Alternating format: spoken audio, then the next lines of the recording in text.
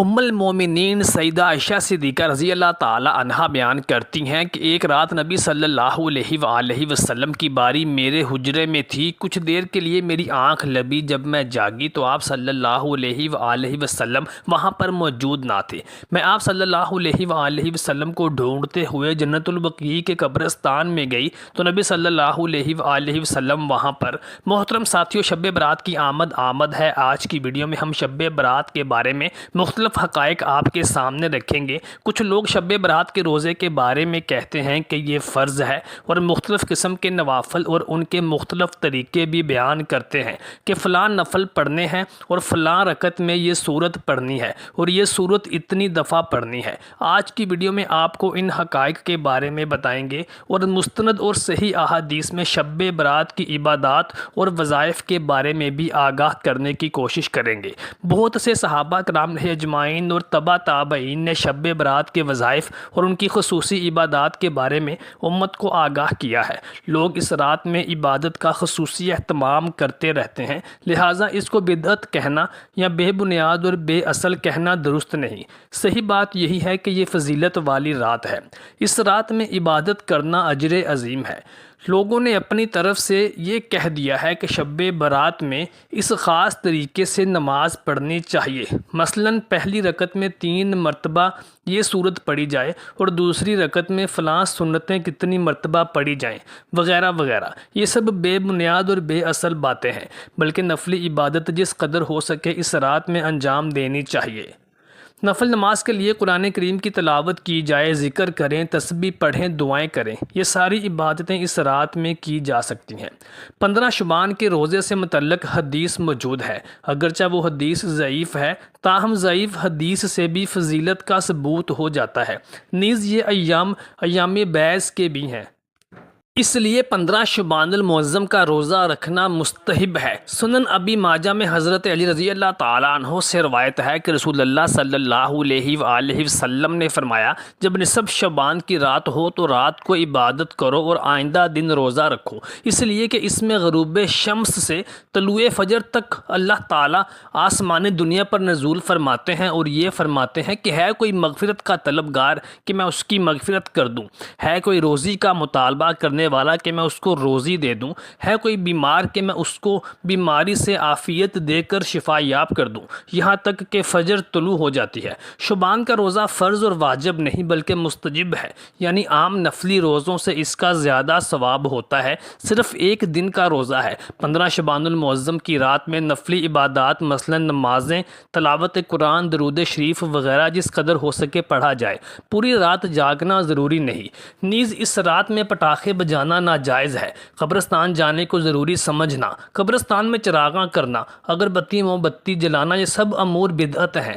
حاصل یہ کہ رات میں عبادت کرنا، دن میں روزہ رکھنا، اس کی فضیلت احادیث سے ثابت ہے، بس اسی کو کرنا چاہیے اور انفرادی طور پر کرنا چاہیے، اس کے لیے اجتماع کرنا ثابت نہیں۔ حضرت علی رضی اللہ تعالیٰ عنہ کی روایت ہے، اور دوسرا یہ کہ نبی کریم صلی اللہ علیہ وآلہ وسلم ہر ایام میں یعنی 13، 14، 15 کے روزوں کا اہتمام کرتے تھے، لہٰذا اس نیت سے روزہ رکھا جائے تو معجب اجر و ثواب ہوگا۔ باقی اس رات میں پٹاخے بجانا، آتش بازی کرنا اور حلوے کی رسم کا اہتمام کرنا، یہ سب خرافات اور اسراف میں شامل ہیں۔ شیطان ان فضولیات میں انسان کو مشغول کر کے اللہ تعالیٰ کی مغفرت اور عبادت سے محروم کر دینا چاہتا ہے، اور یہی شیطان کا اصل مقصد ہے۔ بہرحال اس رات کی فضیلت بے اصل نہیں ہے، اور سلف صالحین نے اس رات کی فضیلت سے فائدہ اٹھایا ہے اور عوام کو بھی مطلع کیا ہے۔ سیدہ عائشہ صدیقہ رضی اللہ تعالیٰ عنہ فرماتی ہیں کہ شعبان المعظم کی 15ویں شب کو میں نے نبی کریم صلی اللہ علیہ وآلہ وسلم کو اپنی آرام گاہ پر موجود نہ پایا تو تلاش میں نکلی، دیکھا کہ آپ جنت البقیع کے قبرستان میں ہیں۔ پھر مجھ سے فرمایا کہ آج شعبان کی 15ویں رات ہے، اس رات میں اللہ تعالیٰ آسمان دنیا پر نزول فرماتا ہے اور قبیلہ بنی کلب کی بکریوں کے بالوں کی تعداد سے بھی زیادہ گناہ گاروں کی بخشش فرماتا ہے۔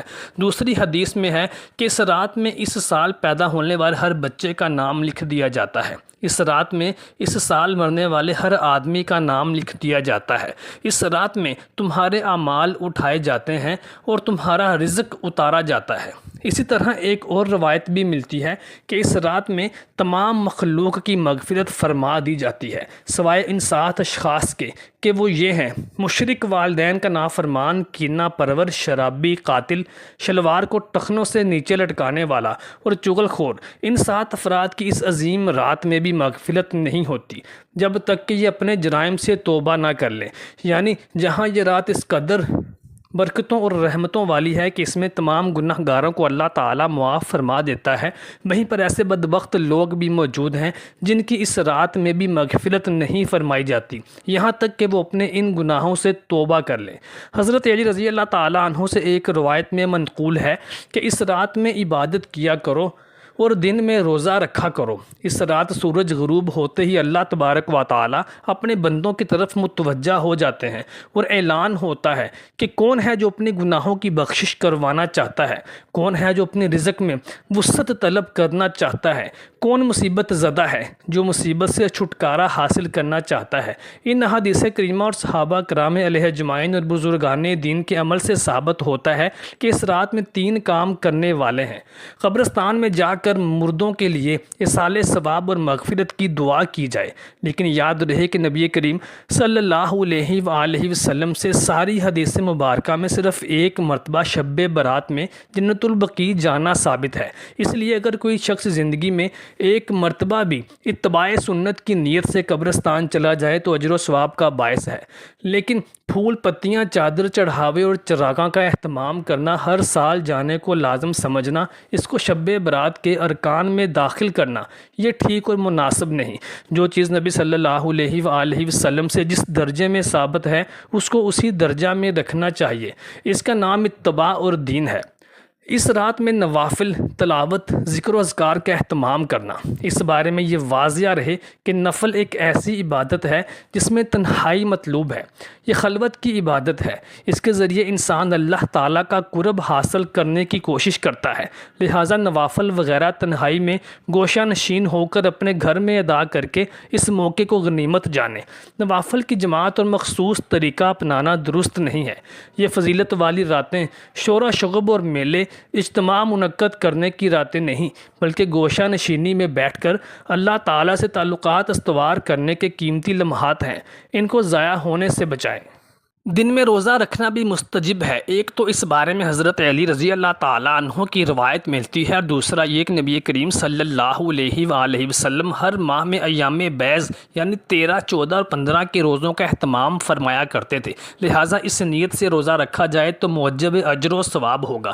باقی اس رات میں پٹاخے بجانا، آتش بازی کرنا اور حلوے کی رسمیں ادا کرنا، یہ سب خرافات ہیں اور اسراف ہیں، اور شیطان اس طرح کی ہی خرابیات میں انسان کو مشغول کر کے اللہ تعالیٰ کی مغفرت اور عبادت سے محروم کر دینا چاہتا ہے، اور یہی شیطان کا اصل مقصد ہے۔